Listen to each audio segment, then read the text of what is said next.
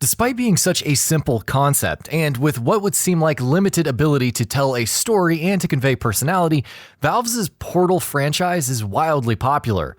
It's incredibly accessible, with a simple concept based around solving a gauntlet of puzzles using the opening of portals to transport objects in space. If Portal itself isn't partially responsible for bringing gaming to the mainstream, then it would certainly be even more popular in today's climate, as the audience for gaming continues to expand and shows no signs of stopping. But for such a well-loved series, why are there only 2 main releases? Are there even plans for Portal 3? We'll take a look at the Portal franchise and investigate the future of the series in this video. There was a time when first-person puzzle games and third-person adventure games were highly popular, particularly on PC. The first Portal game released well after that time.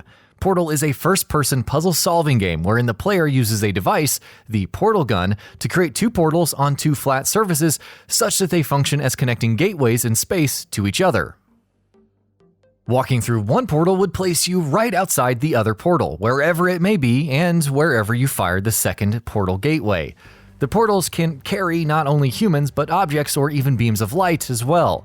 Finding ways to progress through the environments is the foundation of the Portal series, as the puzzles can get increasingly more complex and demanding. The main Portal game takes place in the Aperture Science Enrichment Center, and involved the female protagonist, Chell, being subjected to puzzles by the AI GLaDOS, which manages the facility. The design of the facility is meant to facilitate critical thinking as you would expect from the laboratory setting, but the arduousness of the game creates an atmosphere of isolation and coldness, if interrupted at times by drama or humor. The first Portal game released as part of the Orange Box compilation, along with Half-Life 2 Episode 1 and Episode 2, and Team Fortress 2. These are some powerful names to be packaged with.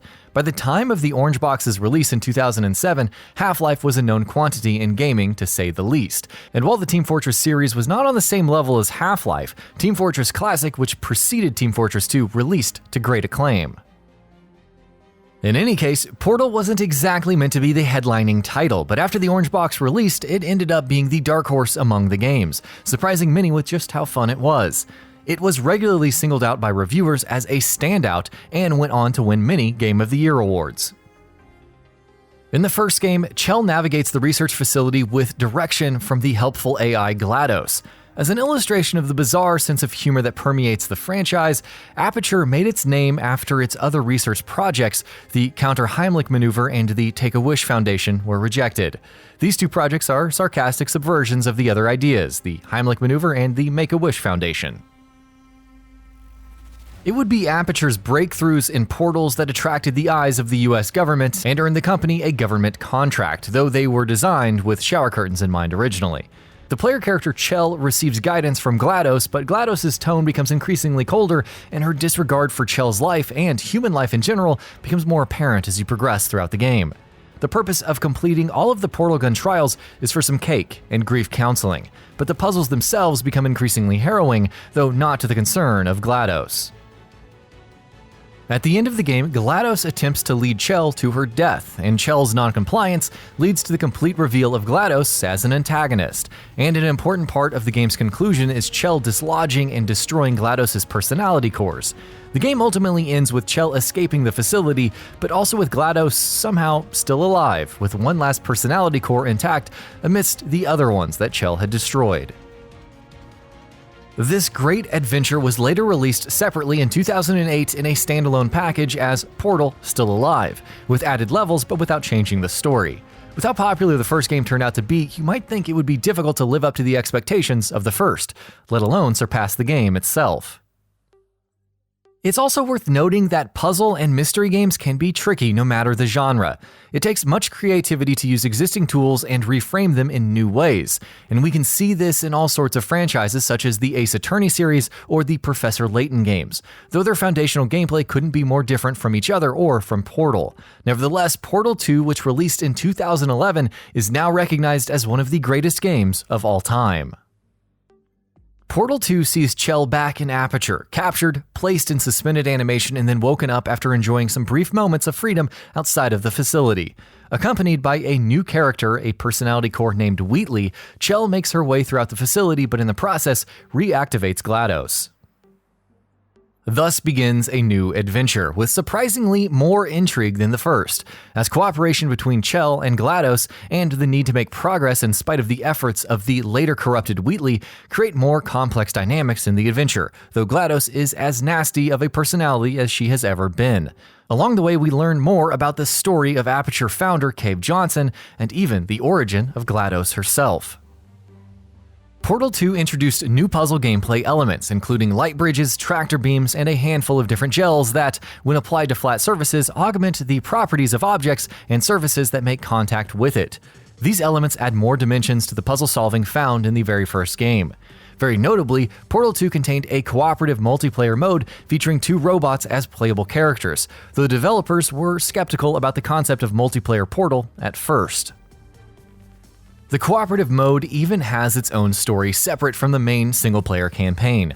Valve in general would have seemed to have been very cautious about what to do with Portal 2, as Portal 2 almost didn't even feature portals, but the poor reception to Valve's initial project then prompted Valve to reconsider. Portal 2 also almost featured several joke endings, but these were also scrapped. Nevertheless, the finished product was immensely hyped prior to release and well received after release.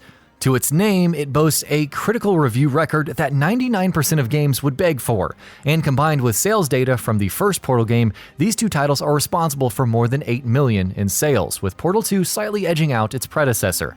In 2011, Valve released a level editor for Portal 2, which easily enables community development and fosters creativity.